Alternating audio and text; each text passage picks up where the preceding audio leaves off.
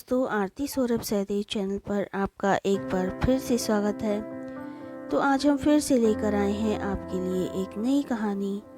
तो आज की कहानी है हमारी साधु और चूहा की कहानी। तो चलिए दोस्तों, कहानी को हम शुरू करते हैं। दक्षिण भारत के एक नगर में भगवान शिव का एक प्राचीन मंदिर था। मंदिर की देखभाल, पूजा पाठ और अन्य समस्त कार्यों की जिम्मेदारी एक साधु के जिम्मे थी, जो उसी मंदिर के प्रांगण में स्थित एक कक्ष में रहा करता था। साधु की दिनचर्या भोर होते ही प्रारंभ हो जाती, जब वह स्नान कर मंदिर में आरती संपन्न करता और फिर गांव में भिक्षा मांगने निकल जाता। गांव के लोग साधु को बहुत मानते थे, इसलिए भिक्षा में अपने सामर्थ्य से अधिक ही दिया करते थे। साधु भिक्षा में प्राप्त अनाज से स्वयं के लिए भोजन बनाता, कुछ मंदिर में काम करने वाले निर्धन मजदूरों में बांट देता और शेष एक पात्र में सुरक्षित रख देता। उसी मंदिर के प्रांगण में एक चूहा भी बिल बनाकर रहता था। वह रोज रात साधु के कक्ष में आता और पात्र में रखे अनाज में से कुछ अनाज चुरा लाता। जब साधु को चूहे की करतूत के बारे में ज्ञात हुआ तो वह पात्र को एक ऊंचे स्थान पर लटकाकर रखने लगा। लेकिन इसके बाद भी चूहा किसी न किसी तरह पात्र पर पहुंच जाता और उसमें से इतनी शक्ति थी कि वह छलांग लगाकर इतनी ऊंचाई पर रखे पात्र तक आसानी से पहुंच जाता। इसलिए चूहे को भागने के लिए साधु अपने साथ एक छड़ी रखने लगा। जब भी चूहा पात्र के पास पहुंचने का प्रयास करता, वह छड़ी के वार कर उसे भागने का प्रयास करता। हालांकि बहुत प्रयासों के बावजूद अवसर पाकर चूहा कुछ न कुछ पात्र से चुरा ही लेता था। एक दिन एक सन्यासी मंदिर में दर्शन के लिए आए। वे साधु से मिलने उसके कक्ष में गए और साधु ने उनका स्वागत किया और दोनों बैठकर वार्तालाप करने लगे। परंतु साधु का पूरा ध्यान सन्यासी की बातों में नहीं था। वह हाथ में छड़ी पकड़े हुए था और उसके बार बार जमीन को ठोक रहा था। अपनी बातों के प्रति साधु का विरक्त भाव देख सन्यासी क्रुद्ध हो गए और बोले, प्रतीत होता है कि मेरे आंगन में तुम्हें कोई प्रसन्नता नहीं हुई। मुझसे भूल हो गई जो मैं तुमसे मिलने आ गया। अब मैं कभी यहाँ नहीं आऊँगा। सन्यासी का क्रोध देख साधु क्षमा मांगने लगा।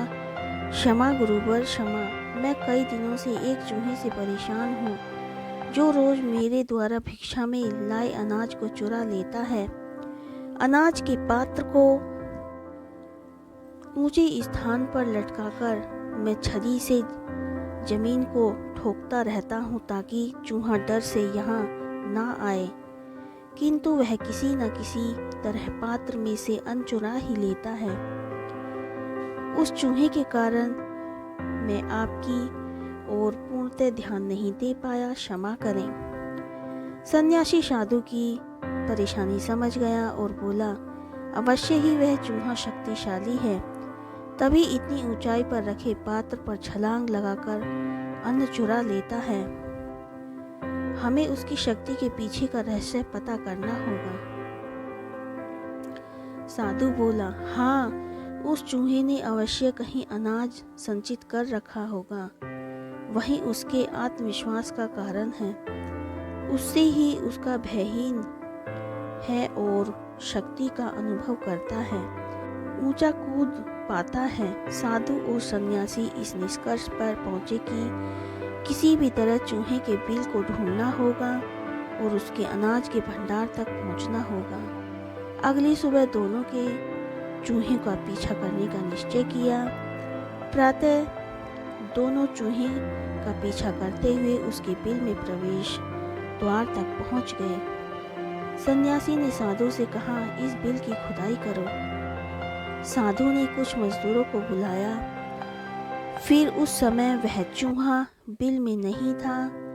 मजदूरों द्वारा बिल की खुदाई की गई। खुदाई में वहां अनाज का विशाल भंडार मिला, जो चूहे द्वारा चुराकर वहां एकत्रित किया गया था। सन्यासी के कहने पर साधु ने वह सारा अनाज वहां से हटवा दिया। इधर जब चूहा अपने बिल में लौटा तो सारा अनाज नदारद देख दुखी हो गया। उसका सारा आत्मविश्वास चला गया। कुछ दिनों तक वह साधु के पात्र में से अनाज चुराने नहीं गया, किंतु वह अब तक भूखा रहता। एक दिन अपना आत्मविश्वास बटोरकर वह साधु के कक्ष में गया और वहां छत पर लटके अनाज के पात्र पर पहुंचने के लिए छलांग लगाने लगा, किंतु उसकी शक्ति क्षीण हो चुकी थी। कई बार छलांग लगाने पर भी वह पात्र तक नहीं पहुंच पाया। अवसर देख साधु ने उस पर छड़ी से जोरदार वार किया।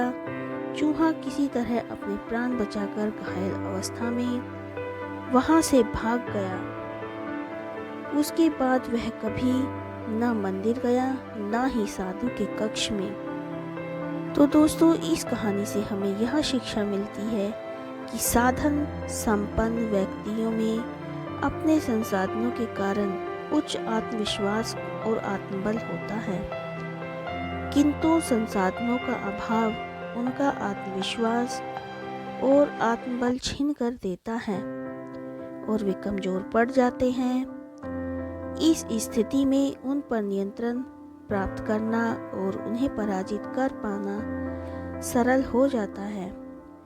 तो दोस्तों, आज की कहानी हमारी यहीं पर समाप्त होती है। आज की कहानी आपको हमारी कैसी लगी, हमें कमेंट करके ज़रूर बताएं। अगर आपको हमारी कहानी पसंद आई हो तो उसे ज़्यादा से ज़्यादा लाइक और शेयर करें और हमारे चैनल को सब्सक्राइब करना ना भूलें। धन्यवाद।